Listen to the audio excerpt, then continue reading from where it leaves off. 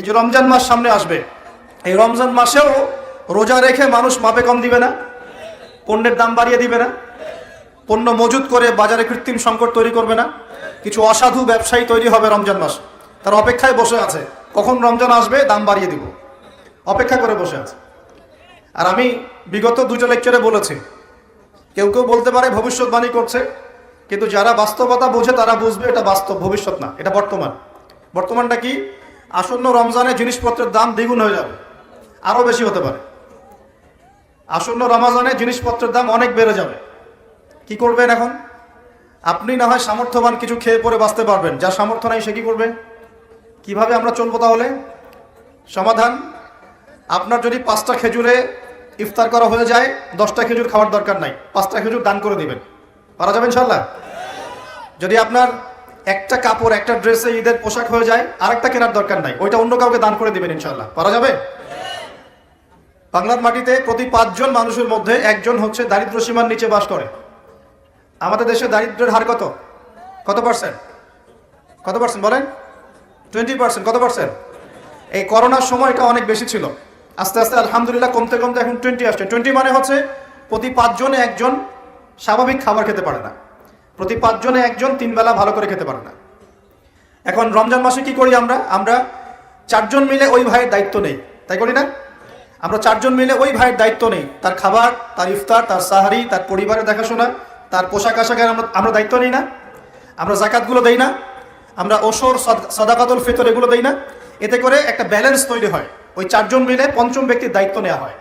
কিন্তু এই কাজটা আমরা শুধু রমজানেই করি, রমজানের বাইরে করি না। এখন যদি 5 জনের মধ্যে 4 জন মানুষ খায়, একজন যদি 4 জনের মতো না খেতে পারে, তাহলে ঘটনা এমন দাঁড়াচ্ছে যে মনে করেন আমাদের পুরো দেশে মানুষ আছে, মনে করেন কথার কথা বলছি 20 কোটি। কত কোটি? ধরে নেন যে 20 কোটি মানুষ আছে, তাহলে আপনার 15 কোটি মানুষ দারিদ্র সীমার উপরে আছে, 5 কোটি নিচে আছে। 5 কোটি সংখ্যাটা কি কম না বেশি? আচ্ছা, 15 কোটি মানুষ যে খাবার আমরা খাচ্ছি, এই খাবারের সাথে যদি আরো 5 কোটি মানুষকে আমরা খাওয়াতে চাই রমজান মাসে, তাহলে বাজারে যে খাদ্যদ্রব্য আছে এর উপরে চাহিদা বাড়বে না? বাড়বে না? বুঝতে পারছেন না? চাহিদা যখন বেড়ে যাবে, দামটা কি বাড়বে না কমবে? বেড়ে যাবে। এর উপর আবার আছে দুর্নীতি, এর উপরে আবার থাকবে ধনীরা জাকাত দিবে না অনেকেই, এর উপরে আবার থাকবে কালোবাজারি, এর উপরে আবার সিন্ডিকেট করবে, এর উপরে আবার মাপে কম দিবে, মানে সব মিলিয়ে একটা কৃত্রিম সংকট তৈরি হয়ে যাবে। তখন আপনি কি করবেন? সলিউশন বললাম, যার সামর্থ্য আছে অপচয় কমিয়ে দিবেন। 1 নম্বর কাজ কি? অপচয় কমিয়ে দিবেন, প্রতিবেশীর হক দিবেন। নিজে খেলাম, আমার আত্মীয় স্বজন না খেয়ে আছে, আমার প্রতিবেশী না খেয়ে আছে, এমনটা করতে যাবে না। যদি 5টা খেজুরে কাজ হয়ে যায়, 6 নম্বর খেজুরটা মানুষকে দান করে দিন। যদি এভাবে চলতে পারেন সবাই খেতে পারবে। এখন বড় সলিউশন কি? এটা তো ইসলামিক সলিউশন বললাম। অপচয় কমিয়ে দেয়া, অপচয় কমিয়ে দেয়া, নিজে খাওয়া, অন্য ভাইকে খাইয়ে খাওয়া। যেমন একটা হাদিস এসেছে, সে ব্যক্তি মুমিন হতে পারবে না যে নিজে পেট ভরে খায়, প্রতিবেশী না খেয়ে থাকে। হাদিস আছে না? এই হাদিসগুলোর উপর আমল করলে সমাজে কোনো দারিদ্রতা থাকতো না। আমরা এগুলো বলি ঠিকই, কিন্তু এগুলোর উপর আমল করতে পারি না। আমরা নিজে পেট ভরে খেলে আমরা চাই কি পরের দিনও যেন আমার খাবার রিজার্ভ থাকে, ওইটা আমি চেষ্টা করি।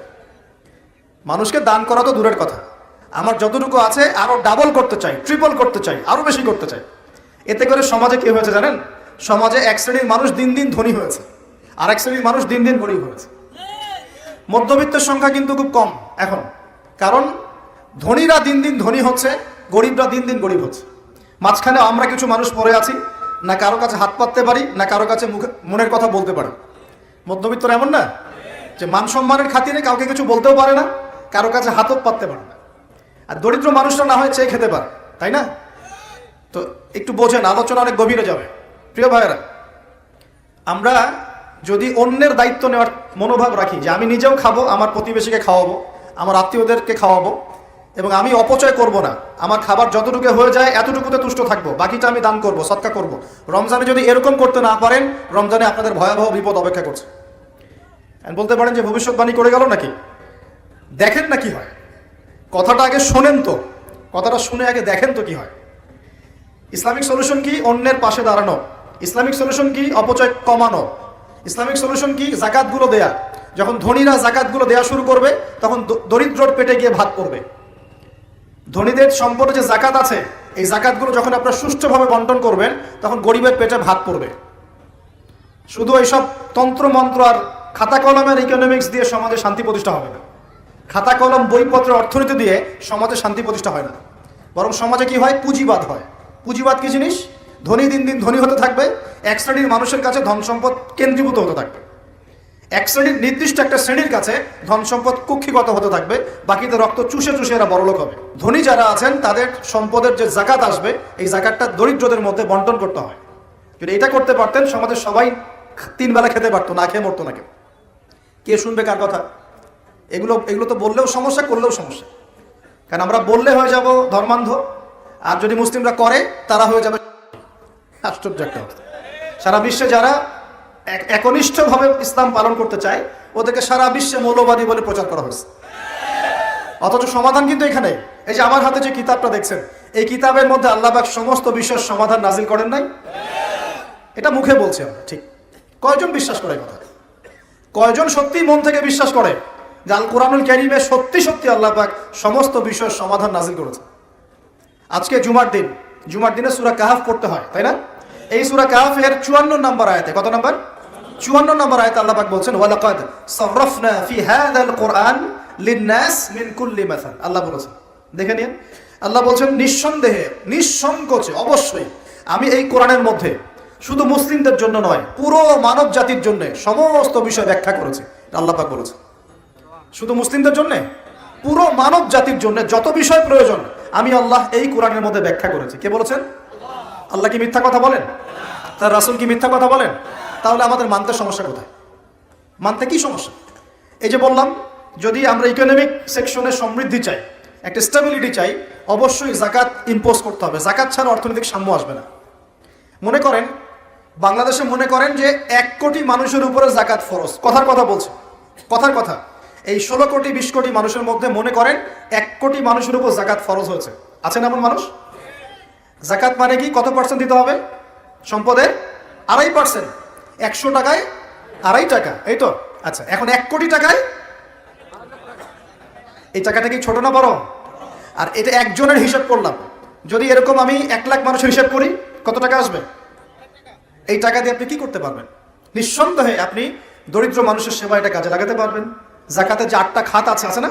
কটা খাত? 8টা খাতে সুষ্ঠু বন্টন করলে দেখবেন সমাজে একটা গরিব মানুষও থাকবে না ইনশাআল্লাহ, সবাই খেয়ে পরে বাঁচবে ইনশাআল্লাহ। এই কাজটা করবে কি? কে উদ্যোগ নেবে? আচ্ছা, এই জাকাত কি শুধু 1 বছরই আসবে না প্রতি বছর আসবে? এই জিনিসগুলো বুঝতে হয়। ইসলাম শুধু আমরা এই গতানুগতিক মুখস্থ করে পড়লেই হবে না, কোরআন সুন্নাহকে বাস্তবে প্রয়োগ করতে হবে। আল্লাহ পাক তৌফিক দান করুন। রমজান মাসে অবশ্যই অপচয় কমিয়ে দিবেন, প্রতিবেশী আত্মীয়দের খোঁজ নিবেন, নিজের যতটুকুতে হয়ে যায় এর বেশি খরচ করতে যাবেন না, অন্যের জন্য ওটা সাদকা করে দিবেন, সাদাকা করে দিবেন। আর কি করবেন? জাকাত দিবেন। জাকাত দিলে আরো 10-20টা মানুষ না খেয়ে মরবে না, ওরা খেয়ে পরে বাঁচবে ইনশাআল্লাহ। এর উপর আছে সাদাকাতুল ফিতর, আছে না? সাদাকাতুল ফিতর আমরা দেই। এগুলো আল্লাহ পাক কেন দিয়েছেন? এগুলোকে আল্লাহ পাক শুধু ইবাদতের জন্যই দিয়েছেন? এগুলো করলে তো নেকি হয়, আল্লাহ সন্তুষ্টি পাওয়া যায়, দুনিয়াতেও সাম্যের অর্থনীতি প্রতিষ্ঠা হয়, এই কারণে দিয়েছেন। আল্লাহ পাক এমনি এমনি দিয়েছেন নাকি? এই যে আপনি 5 ওয়াক্ত নামাজ পড়ছেন, নামাজ পড়লে তো নেকি হচ্ছেই, আধ্যাত্মিকত্ব পাচ্ছেন, আল্লাহ সন্তুষ্টি পাচ্ছেন, আপনার শরীরও ভালো থাকবে ইনশাআল্লাহ, থাকবে না? আপনি ওযু করছেন, ওযু করলে নেকি হয় না? গুনাহ ঝরে যায় না? একই সাথে আপনি বিভিন্ন রোগ ব্যাধি থেকে বেঁচে থাকবেন ইনশাআল্লাহ। আপনি পরিষ্কার পরিচ্ছন্ন আছেন। প্রত্যেকটা কাজের পিছনে দুনিয়াবী উপকারিতাও কি আছে? আছে না? এই জাকাত ভিত্তিক অর্থনীতির মধ্যে এই দুনিয়াবী উপকারিতা আছে। এই রমজান মাসে নিয়াত করেন। আসন্ন রমজান কেন কথা বলছি? কারণ রমজান কিন্তু বেশি দিন নাই, কয়দিন আছে? 1 মাস 1.5 মাসও বাকি নেই। আপনাকে প্ল্যান করতে হবে, আধ্যাত্মিক পরিকল্পনা করতে হবে যে রমজান সামনে আসছে, এই রমজানে ইনশাআল্লাহ আমি আল কোরআন পুরোটা খতম দেবো ইনশাআল্লাহ। রমজান মাস আসার আগেই 5 ওয়াক্ত নামাজ আমি শক্ত করে ধরবো, যেন রমজানে আমি 5 ওয়াক্ত নামাজ জামাতে পড়তে পারি। রমজান মাস আসার আগেই কোরআন তেলাওয়াত যদি করতে না জানি, তেলাওয়াত করা শিখে নিতে হবে ইনশাআল্লাহ। রমজান আসার আগেই নিয়াত করে নিব যে এই রমজানে ইনশাআল্লাহ আমি প্রত্যেক দিন তারাবি জামাতে পড়বো ইনশাআল্লাহ, এবং খতম তারাবি পড়বো ইনশাআল্লাহ। রমজান মাসে যারা কোরআন আরবি জানি টুকটাক, আমরা ভাঙ্গাচোরা, আমরা কোরআনটাকে শুরু থেকে শেষ পর্যন্ত অর্থসহ পড়বো ইনশাআল্লাহ। রমজান মাসে প্রত্যেক দিন কমপক্ষে একজন মানুষকে আমি ইফতার করাবো ইনশাআল্লাহ। রমজান মাসে আমি আমার জাকাতগুলোকে দিয়ে দিব ইনশাআল্লাহ। রমজান মাসে বেশি বেশি দান সদকা করবো ইনশাআল্লাহ। রমজান মাসে বেশি বেশি তাসবিহ তাহলিল হবে, জিকির আজগার হবে, আল্লাহর কাছে দোয়া করব, রোজা রেখে সমস্ত হারাম পাপ থেকে বেঁচে থাকবো ইনশাআল্লাহ। রমজানে শুধু সৎ কাজের আদেশ করব, অসৎ কাজে নিষেধ করব, নিজে আমল করব, পরিবারে প্রতিষ্ঠা করবো ইনশাআল্লাহ। প্রত্যেকদিন 5 ওয়াক্ত নামাজ হবে, প্রত্যেকদিন মসজিদে নামাজের পর তালিম হবে ইনশাআল্লাহ। এভাবে পুরো রমজানটাকে উৎসবের উৎসাহে অতিবাহিত করার নিয়াত আগে করতে হবে। আল্লাহ পাক তৌফিক দান করুন। তো এখানে সবচেয়ে বড় বাধাটা হয় দুনিয়াবি ব্যস্ততা। এই জন্য রমজানের আগেই দুনিয়াবি ব্যস্ততাগুলো কমিয়ে আনতে হবে। চেষ্টা করবেন বড় বড় যে বাজারঘাটগুলো আছে এগুলো আগেই করে ফেলার। আর আমি তো বলেই দিলাম যে দাম কিন্তু ওই সময় বাইরে যাবে। যদি এখন সামর্থ্য থাকে করে ফেলেন, সামর্থ্য থাকলে করে ফেলেন। আর যাদের সামর্থ্য কম তাদের জন্য কি হবে, পুরো দেশব্যাপী সামাজিকভাবে, যেমন একটা সংগঠন আপনাদের না, এই এরকম সংগঠন যেগুলো আছে নন প্রফিটেবল এবং non political organisation, both political and non political, সমস্ত অ্যাসোসিয়েশনগুলোর উদ্যোগে বা ফাউন্ডেশন অ্যাসোসিয়েশন যেগুলো আমরা করি ছোটোখাটো, এগুলোর উদ্যোগে ইফতার বিতরণ প্রজেক্ট করতে হবে। পারা যাবে ইনশাল্লাহ। যে যাদের সামর্থ্য আছে সামর্থ্যবানদের টাকা পয়সাগুলো কালেক্ট করে যারা দুস্থ দরিদ্র অসহায় মানুষ তাদের বাসায় বাসায় 1 মাসের বাজার পৌঁছে দিতে হবে ইনশাআল্লাহ। পারা যাবেন ইনশাআল্লাহ। এই কাজগুলোর মধ্য দিয়ে দেখবেন আল্লাহর রহমত বরকত নেমে আসছে ইনশাআল্লাহ। এই যে বললাম 5 কোটি মানুষ কিন্তু কম নয়, ওদেরকে খাওয়াতে হবে, তো খাওয়াতে হবে না? তাহলে এই আমাদের খাবারটাকে বন্টন করে ভাগ করে নিতে হবে। নিজের খাবারটা সবার সাথে কি করতে হবে, ভাগ করে নিতে হবে। এটা কি ইসলামের সৌন্দর্য না? এটা আল্লাহর হুকুম না? নবীর সুন্নত নয় কি? আল্লাহ নবীর বাসায় যদি কেউ আসতেন খাবারের জন্য, তার বাসায় যদি 2টা খেজুর থাকতো, সে 1টা খেজুর তিনি দিয়ে দিতেন, 2টা খেজুর দিয়ে দিতেন না? একদিন এক ভদ্রলোক, সাহাবী বলতে পারি আমরা তাকে, তিনি এসে খাবার চেয়েছেন। নবী সাল্লাল্লাহু আলাইহি ওয়াসাল্লাম তার সমস্ত স্ত্রীদের ঘর খুঁজে 1টা খেজুর পান নাই। চিন্তা করতে পেরেছেন? তারপর তিনি বলেছেন তোমাদের কার কাছে কি আছে নিয়ে আসো। এরপর নবী সাল্লাল্লাহু আলাইহি ওয়াসাল্লামের সাহাবীরা যার ঘরে যা ছিল অল্প অল্প করে নিয়ে আসা শুরু করলো। দেখা গেল যে মসজিদ নববীর বারান্দায় খাবারের স্তূপ হয়ে গেল একটা। মাশাআল্লাহ। এই যে একের বিপদে সবাই এগিয়ে আসা, এটা ইসলামের সুন্নাত, এটাই নবীর সুন্নাত। রমজান মাসে এই জিনিসটা চর্চা করতে হবে। আল্লাহ পাক তৌফিক দান করুন। আর রোজা রেখে ভুলেও গীবত, তহমত, সমালোচনা এগুলো করতে যাবেন না। রোজা রেখে কথাই বেশি বলবেন না, খালি জিকির হবে, তেলাওয়াত হবে, আল্লাহর কাছে দোয়া হবে, ইস্তেগফার হবে। কথা কম, কথা বললেই বিপদ, কথা 10টা কথা বলবেন, 2টা গীবত করতেই হয় না? আর গীবত করতে মজা লাগে, কেউ আজকে উস্কাই দিলেই বাস গীবত করতে মজা লাগে। প্রিয় ভাইরা, রমজান মাসে রোজা রেখে এই কাজগুলো করতে যাবেন। কথাই কম বলবেন, কথা বললেই বিপদ। মানুষ যদি 2টা গালি দেয় চুপ করে থাকে, ও তার আমল নামা নিয়ে আল্লাহর সামনে দাঁড়াবে। আর কিয়ামতের মাঠে বহু নেকি ফ্রি পাওয়া যাবে। এটা কি জানেন? অনেক নেকি বিনামূল্যে ফ্রি আসবে আমল নামায়। কেন আসবে বলি হাদিসটা। নবী সাল্লাল্লাহু আলাইহি ওয়াসাল্লাম বলেছেন, তোমরা কি জানো সবচেয়ে বড় মিসকিনকে, দরিদ্র মানুষকে, মিসকিনকে? সাহাবীরা বলছেন, আমরা তো মনে করি যার সম্পদ কম সেই মিসকিন। নবীজি বলছেন, না, প্রকৃত মিসকিন সে ব্যক্তি নয়। প্রকৃত মিসকিন সে ব্যক্তি যে কিয়ামতের মাঠে উঠবে উহুদ পাহাড়ের সমান নেকি নিয়ে উঠবে। উহুদ পাহাড় দেখেছেন তো? বিশাল পাহাড়। উহুদ পাহাড়ের সমান নেকি নিয়ে উঠবে। নামাজের নেকি, যাকাতের নেকি, হজের নেকি, ওমরার নেকি, বিভিন্ন নেকি। কিন্তু দেখবে সামনে বহু মানুষ দাঁড়িয়ে আছে। কেন দাঁড়িয়ে আছে? কারো কাছ থেকে টাকা নিয়েছে, টাকা শোধ করে নাই, কাউকে গালি দিয়েছে, কাউকে অন্যায়ভাবে অপবাদ দিয়েছে, কাউকে আঘাত করেছে, কারো উপর জুলুম করেছে ইত্যাদি। বিভিন্ন রকম মানুষের সাথে জড়িত পাপ ছিল, ঠিক আছে? কারো গীবত করেছে, কাউকে তহমত দিয়েছে ইত্যাদি। এখন আল্লাহ পাক বলবেন, এই ব্যক্তির নেকির যে পাহাড় আছে এখান থেকে নেকি নিয়ে ওদেরকে দিয়ে দাও। বলেন নাউজুবিল্লাহ। নেকি আস্তে আস্তে ট্রান্সফার হবে। এই যে আমরা যে ব্লুটুথ শেয়ার ইট, মনে আছে? ব্লুটুথ শেয়ার ইট পাস হয় যেভাবে, আল্লাহ পাকের প্রযুক্তি হবে আরো অনেক উন্নত। মুহূর্তের মধ্যেই নেকি ট্রান্সফার হয়ে যাচ্ছে। এরপর নেকি যেতে সব নেকি যদি শেষ হয়ে যায়, আল্লাহ না করুন, তখন আল্লাহ পাক ফেরেশতাদেরকে বলবেন, ওদের গুনাহগুলো থেকে গুনাহগুলো বেছে এর আমল নামে যুক্ত করো।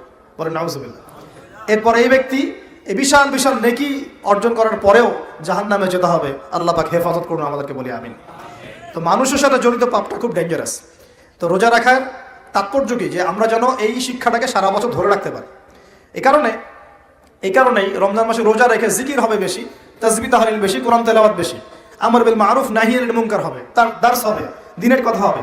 যখনই বন্ধুরা মিলে বসবেন, চা খেতে বসবেন, কফি খেতে বসবেন, অলওয়েজ দিনই আলাপ করবেন, দুনিয়াবি আলাপ কম করবেন, দুনিয়াবি আলাপ বেশি করবেন না। প্রয়োজন যতটুকু এতটুকু দিনই আলাপ করবেন। কারণ মানুষ জান্নাতেও যদি চলে যায়, মানুষ জান্নাতে চলে গেলেও ওইসব সময়ের জন্য আক্ষেপ করবে, আফসোস করবে, দুনিয়াতে যেই সময় সে আল্লাহকে স্মরণ করে নাই, রাসূলের নামে দরুদ পড়ে নাই। তাহলে যদি কোনো জায়গায় বসে পড়ে আলোচনা করতে থাকেন, ওঠার আগে কমপক্ষে বলবেন ইলাহা ইল্লা আনতা আস্তাগফিরুকা ওয়া আতুবু ইলাইক। কারণ কেন বলবেন? আল্লাহ রাসূল বলেছেন যে কোনো মানুষ বা কোনো কওম যদি একটা জায়গায় বসে আলোচনা করে, আলোচনা থেকে শেষ করা, বৈঠকটা ভঙ্গের আগেই যদি তারা এই দোয়াটা পড়ে ওঠে, ওই বৈঠকে যদি কোনো ফাহেসা কথা হয়ে থাকে এর গুনার কাফারা হয়ে যাবে ইনশাআল্লাহ, গুনাহ মাফ হয়ে যাবে ইনশাআল্লাহ।